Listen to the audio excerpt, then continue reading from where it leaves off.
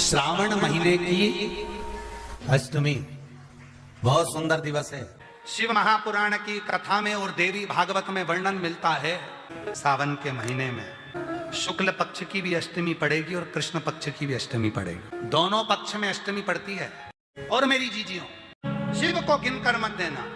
चावल का दाना हो, बेलपत्र हो, जल हो, फूल हो, शिव को नहीं, आपकी मर्जी पड़े उतना दे दो समर्पित। श्रावण महीने की अष्टमी तिथि को अगर किसी ने नियम बनाया, एक कनेर का पुष्प शिवजी के शिवलिंग को समर्पित करना, अशोक सुंदरी के स्पर्श करना, और जो जलाधारी होती है, जैसे ये शिवलिंग है, ये जलाधारी है, तो पहले शिवलिंग पर स्पर्श, फिर अशोक सुंदरी का स्पर्श, फिर जलाधारी पर कनेर का पुष्प शिव जी की ओर मुख कर कर, अर्थात जैसे मानो ये कनेर का पुष्प है, तो ऐसा शिवलिंग का स्पर्श करते हुए जलाधारी पर जो समर्पित करता है, भगवान शंकर उसके मन की कामना को पूर्ण जरूर करते हैं। एक कनेर का पुष्प। अष्टमी तिथि चाहे शुक्ल पक्ष की हो चाहे कृष्ण पक्ष की हो, अष्टमी और नवमी तिथि, ये दो तिथियां ऐसी हैं, मान लो तुम्हारा पैसा तुमने किसी को दिया, 5 लाख, 4 लाख, 3 लाख, 10 लाख, 8 लाख, 2 लाख, 50,000, 25,000, 20,000, 40,000, और वो पैसा नहीं दे रहा आपको, आप हार गए कह के कर, फोन लगा कर, भैया दे दे रहे, परेशानी है, दे दे रहे भैया, हम तो परेशान हो गए, और हार गए, नहीं मिल रहा, बहुत परेशान। तो महाराज, किसी भी अष्टमी या नवमी तिथि के दिन आप मां जगतजननी जगदम्बा का शिव के साथ में, शिव शक्ति का स्मरण कर कर, देवी के नाम की 9 आहुतियां, सूखे बीले की, मतलब बीला जो सूख चुका है, उसकी 9 आहुतियां अग्नि में शंकर और सती के नाम से, शंकर और शिव के नाम से समर्पित करें, और आखिरी आहुति जो समर्पित करें उसमें थोड़ा सा भाग तिल का, और तिल भी काली नहीं चढ़ती उसमें, श्वेत तिल का भाग उसके साथ लगाकर समर्पित करें, और जिससे धन लेना है उसका नाम लेकर वो समर्पित करें महाराज, उसको सुध आएगी, और वो पैसा किसी भी हाल में आपके हाथ में थमाकर जाएगा ही, ये पक्का है। उसकी आहुतियां निवेदन करूंगा, अगर जिंदगी में थोड़ी सी तकलीफ है, दुख है, कष्ट है, परेशानी है, 5 कमलगट्टे, 5 बेलपत्र तांबे के लोटे में जल भरकर रख लीजिए, सीधे हाथ पर उस कलश को रखो जिसमें 5 कमलगट्टे और 5 बेलपत्र रखिए। श्री शिवाय नमस्तुभ्यम, इस मंत्र का 5 बार स्मरण कर कर, आपको जो तकलीफ है उसको हृदय चित्त से धरकर, मस्तक से कलश को लगाकर, किसी एकांतेश्वर महादेव पर, किसी वृक्ष के नीचे विराजमान हो ऐसे एकांतेश्वर महादेव पर अपनी कामना कर कर वो जल समर्पित कर दो। 1 बेलपत्र, 1 कमलगट्टा उठाकर अपने घर पर लेकर आ जाओ। जो तकलीफ बहुत ज्यादा हो रही है, 5 दिन में आपको मालूम पड़ जाएगा, 5 दिन में अंतर आ जाएगा। जिंदगी में अगर कोई तकलीफ बहुत बड़ी आकर खड़ी हो गई है, जिसका कोई हल ही नहीं निकल रहा, 1 बेलपत्र लीजिए, अपनी हाथ की उल्टे हाथ की हथेली पर रख लीजिए, सीधे हाथ की हथेली से बेलपत्री को दबा दीजिए। शिव जी के मंदिर में कुछ देर मौन होकर बैठ जाए, जैसे सनकादि ऋषि बैठे हैं, चारों की चारों भाई सनकादि ऋषि शिव जी के मंदिर में मौन होकर बैठे हैं। एक हाथ से उन्होंने अपने हृदय को भाव से समाहित किया। ना शंकर भगवान कुछ बोले हैं, ना सनकादि ऋषि कुछ बोले, और मन की संशय को मिटाना, मन की परेशानियों को मिटाना। 1 बेलपत्र उल्टे हाथ पर रखकर सीधे हाथ से उसको दबाकर मौन होकर कुछ देर बैठिए, अपने मन में जो समस्या है उसका स्मरण करिए, और शिव जी से अपने मन की बात कहकर, श्री शिवाय नमस्तुभ्यम कहकर, ओम नमः शिवाय कहकर, उस बेलपत्र को अशोक सुंदरी वाली जगह पर समर्पित कर दिया। शिव जी को ये जो अपने मन का भाव कहकर, मौन रहकर, चुप रहकर आप जो बेलपत्र समर्पित कर रहे हैं, उसकी डंडी उत्तर की ओर मुख की हो, और बेलपत्री अशोक सुंदरी वाली जगह पर समर्पित कर दो। 3 या 4 बार आप मौन होकर अपने मन की बात कहकर, उल्टे हाथ में बेलपत्र रखकर, सीधे हाथ से उसको दबाकर, जब हृदय से शिव को अपने मन का भाव कहते हो, 5 या 7 दिन के अंदर उसका हल होना प्रारंभ हो जाता है। महीने में, 2 महीने में, 3 महीने में 1 बार करिए, जीवन में किसी के आगे हाथ फैलाने की जरूरत नहीं पड़ेगी। इतनी संपदा बाबा, इतनी संपदा। बेलपत्र की पूजन कभी दिल कर जाए तुम्हारा, तो कभी महीने में, 1.5 महीने में, 2 महीने में बेलपत्र के पेड़ के नीचे जल लेकर बैठो, बेलपत्र के वृक्ष के नीचे दूध नहीं चढ़ाना, बेलपत्र के वृक्ष के नीचे दही नहीं चढ़ाना, शहद भी नहीं चढ़ाना। बेलपत्र के वृक्ष के नीचे जब आप बैठते हैं, बेलपत्र पूजन का एक विधान होता है कि जब हम बेलपत्र की पूजन करते हैं तो 2 कलश पानी के भरे हुए, एक अपने सीधे हाथ की ओर एक उल्टे हाथ की ओर रखा जाता है। पूजन की थाली बीच में रखी जाती है। 2 बत्ती का, लंबी बत्ती का, 2 बत्ती लंबी घी की जलाई जाती है। लंबी बत्ती बेलपत्र के वृक्ष के नीचे 2 बत्ती लंबी जोड़ा बनाकर उसको जलाया जाता है। फिर दोनों हाथ में कलश में जल है, बेलपत्र के वृक्ष के नीचे दोनों हाथों का जल धीरे धीरे शिव जी का स्मरण कर कर, नारायण लक्ष्मी का स्मरण कर कर, माँ आदिशक्ति गौरा का स्मरण कर कर, रिद्धि सिद्धि गणेश का स्मरण कर कर उसको चढ़ाओ। प्रार्थना करो, विनय करो, मेरे जीवन में बहुत कष्ट है, उसको मिटाना है आपको। शिव आपसे प्रसन्न होते हैं, वैसे मेरी जिंदगी भी प्रसन्न करना है आप। जल चढ़ाकर दोनों पात्रों का थोड़ा थोड़ा जल कलश में बचा लेना है, पूरा पात्र खाली नहीं करना है, दोनों को वापस रखना है। और थोड़ी सी हल्दी पिसी हुई शिव जी के उस बेलपत्र पर लगाएं, थोड़ा कुमकुम वो भी बेलपत्र पर लगाएं। 7 दाने अक्षत के, केवल 7 दाने अक्षत के बेलपत्र को छुआकर अपनी थाली में रख लें। घर पर जब जाएं तो वो 7 दाने अक्षत के और बेलपत्र के वृक्ष में जो चढ़ा हुआ थोड़ा सा जल बचाकर लाए हो, वो घर में छींट कर 7 दाने पूरे घर में डालना प्रारंभ करें। महीने में, 2 महीने में, 3 महीने में एक बार करिए। जीवन में किसी के आगे हाथ फैलाने की जरूरत नहीं पड़ेगी, इतनी संपदा बांटेगी, संपदा बांटेगी। बेलपत्र की महत्वता को लोग जानते नहीं है। एक प्रदोष की महत्वता, एक बेलपत्र की महत्वता। सावधानी से समझना, सावन का महीना है, बहुत प्रेम से समझिएगा। शिव की परिक्रमा जो हम करते हैं, उस परिक्रमा का फल हमें बाबा कब प्रदान करते हैं, वो समझने वाला विषय। हमारे शास्त्र कहते हैं कि शंकर की 3 परिक्रमा करो, या भगवान की 3 परिक्रमा करो, या देवता की 3 परिक्रमा करो। परिक्रमा का फल कब मिलता? परिक्रमा का अंश फल कब मिलता? शिवलिंग जलाधारी मंदिर के बीचों बीच है। जब मंदिर के बीचों बीच है, नंदी बाहर है, आपने परिक्रमा करना प्रारंभ करा, पूजन करने के बाद यहाँ तक गए, यहाँ से पानी बहता है, जल बहता है, तो हम इसको लांघते नहीं है। नहीं लांघते ना, इसको लांघते नहीं है। जब हम परिक्रमा करने के लिए यहाँ तक जब पहुँचते हैं, पहुँचने के बाद यहीं से थोड़ा सा पीछे हटकर हमको शंकर के शिवलिंग के वहीं से खड़े होकर नंदी का दर्शन करना चाहिए। जब हम परिक्रमा कर कर वापिस लौटते हैं, नंदी का इस शिवलिंग के सम्मुख से जब बाहर बैठे नंदी का हम दर्शन करते हैं और वापिस अपनी जगह पर आकर खड़े होते हैं, तब हमारी परिक्रमा एक पूरी मान ली जाती है और उसका फल हमें प्राप्त होता है। उस परिक्रमा का फल, हमने शंकर भगवान की परिक्रमा करी, किसी ने कहा आदि परिक्रमा करो, हम यहाँ तक गए, यहाँ से लौटकर वापिस आ गए। उस परिक्रमा करते समय हमने नंदी का दर्शन एक बार भी नहीं करा। अगर नंदी का दर्शन नहीं करा तो उस परिक्रमा का कोई फल हमें प्राप्त नहीं हो सकता। उस परिक्रमा का कोई फल हमें प्राप्त नहीं। अब 3 परिक्रमा हमारा वर्णन किया, तो 3 परिक्रमा क्या करोगे? यहाँ वापिस आओगे, यहाँ वापिस जाओगे क्या?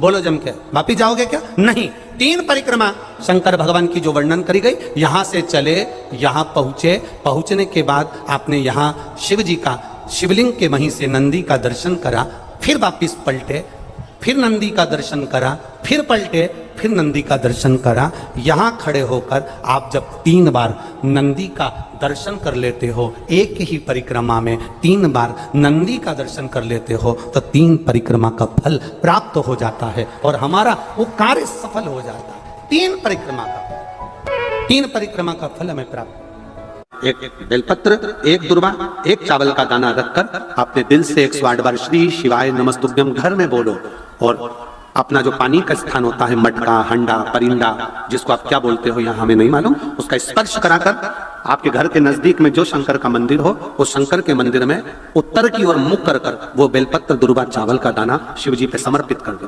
अगर लगातार 20 दिन भी आपने रोज प्रतिदिन अगर समर्पित करा है, तो 21वां दिन आपका जो भी दुख है वो धीरे धीरे कटना प्रारंभ हो जाए। शिवलिंग में 5 जगह ऐसी होती है जहां पर अगर चंदन का लेपन कर दिया जाता है तो विपदा, बांधा, तकलीफें, कष्ट दूर होता चले।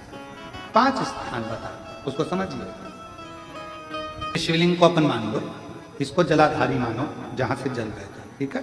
ये गोल भाग जलाधारी जिस पर शिवपिंडी रखी है, यहीं पर अपन गणेश जी कार्तिकेय का स्थान, बीच में अशोक सुंदरी का स्थान मानो। अब इसको समझिएगा। 5 स्थान बताए। पहला स्थान भगवान शंकर के पूरे शिवलिंग का मध्य भाग, ये पूरा जो शिवलिंग है शिव जी का, उस शिवलिंग का मध्य भाग प्रथम। द्वितीय है जहां पर गंगा का अविरल धारा निरंतर बह रही है, द्वितीय स्थान गंगा की धारा का मूल बिंदु शिखा, पहला। दूसरा, तृतीय स्थान उसी के सामने जो जलाधारी का पटका दिख रहा हो, दिखता है जलाधारी का सामने का हिस्सा, भीतर का हिस्सा नहीं जिस पे रखा है वो हिस्सा नहीं, सामने जो दिख रहा है। 1, 2 और तृतीय स्थान मां अंबा जगदम्बा के कंठ भाग पर चंदन का लेप। महाराज 3 स्थान ये बताए।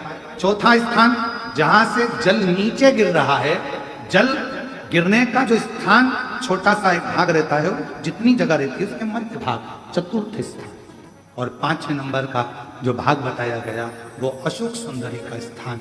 ये 5 स्थान ऐसे हैं जहां चंदन का थोड़ी सी बिंदी भी अगर हम लगा देते हैं तो कैसी भी विषम परिस्थिति हो वो टल जाती है और बाबा की कृपा होना। मन के महीने में अष्टमी तिथि आए, उन दीप को भगवान के सामने प्रज्वलित कर 5 दिए अपने दरवाजे के पास में बाहर की ओर रख देता है। उसके घर में कभी रोग, बीमारी और लक्ष्मी की कोई कमती नहीं होती, उसका जीवन सार्थक हो जाता। मान लो कोई व्यापार, कोई दुकान, कोई फैक्ट्री आपकी ठीक नहीं चल रही है, आप ठेला लगा रहे हो, सब्जी की दुकान लगा रहे हो, कोई दुकान खोल कर बैठे हो, कोई फैक्ट्री लगा कर बैठे हो, कोई व्यापार कर रहे हो और उस व्यापार में तुम्हें आनंद नहीं आ रहा, बहुत तकलीफ चल रही है, बहुत तकलीफ, सब कुछ करके देख लिया पर वो तकलीफ मिटी नहीं रही। तो थोड़े दिन, थोड़े समय किसी भी शंकर के मंदिर में बटकेश्वर महादेव के नाम से एक बेलपत्र चढ़ाने का तरीका जरा समझ लेंगे। आप अगर जिस दिशा में खड़े हो, अगर आप शंकर के शिवलिंग के इधर हो तो बेलपत्री का डंडी का मुख आपकी ओर होना चाहिए। आप इधर हो तो डंडी का मुख उधर हो, आप उधर हो तो डंडी का मुख उधर हो, आप इधर हैं तो डंडी का मुख इधर हो। बटकेश्वर महादेव के नाम से शंकर जी के मंदिर में एक बेलपत्री पर डंडी का मुख अपनी ओर होना चाहिए, जो डंडी है इसका मुख अपनी ओर। बटकेश्वर महादेव के नाम से एक बेलपत्र शंकर भगवान को समर्पित करो बटकेश्वर महादेव के नाम से, और बेलपत्र चढ़ाने के बाद में जो तुम्हारे कलश में जो जल है, लोटे में जो जल है, वो 7 बार, लोटे का जल 7 बार, 7 बार से मतलब है अलग से लोटा भरना नहीं है, 7 बार उसी लोटे का जल जब बेलपत्र डंडी समय समर्पित कर दें, 7 बार उस लोटे के जल को 7 बार बटकेश्वर महादेव का नाम लेकर अपनी मन की कामना कर बाबा से विनती करते हुए कि बाबा मेरी ये छोटी सी अर्ज स्वीकार करते, 7 बार उस जल को चढ़ाओ। लगातार कम से कम आप 15 से 20 दिन तक लगातार बटकेश्वर महादेव के नाम से चढ़ाओगे, ऐसी कोई दुकान और फैक्ट्री नहीं तो चले नहीं और आगे बढ़े नहीं और काम सुलझे। बटकेश्वर महादेव, भगवान शंकर का ये नाम, भगवान शिव का ये स्तुति, भगवान शंकर का ये नाम बटकेश्वर महादेव। स्वयं भगवान शंकर ब्रह्मा जी का जब सिर कटकर बड़का पेड़ बन जाता है और उस पेड़ के नीचे, वृक्ष के नीचे शंकर भगवान शिव जी उसके नीचे विराजमान हो जाते हैं, उसी का नाम बटकेश्वर महादेव पर। बटकेश्वर, आपके जीवन में ऐसा लगने लगे कि हाँ बहुत कष्ट है, कर्जा भी बढ़ गया, तकलीफें भी बढ़ गई, बहुत दुख भी बढ़ रहा है, कहीं परिवार सही नहीं चल रहा है, तो प्रयास करते रहा करो। हफ्ते में एक बार एक चावल का दाना जल के पात्र में डाल लिया, एक काली मिर्च जल के पात्र में डाल ली और उस जल को ले गए, थोड़ा सा चंदन का छींटा डाल दिया, ले जाकर शिव जी को समर्पित कर दिया। शंकर को जल चढ़ाने के लिए 5 स्थान हैं जहां शिव को जल चढ़ाया जाता है और शंकर उस जल को स्वीकार करते हैं, जिसको पंचगंगा कहा गया। 5 स्थान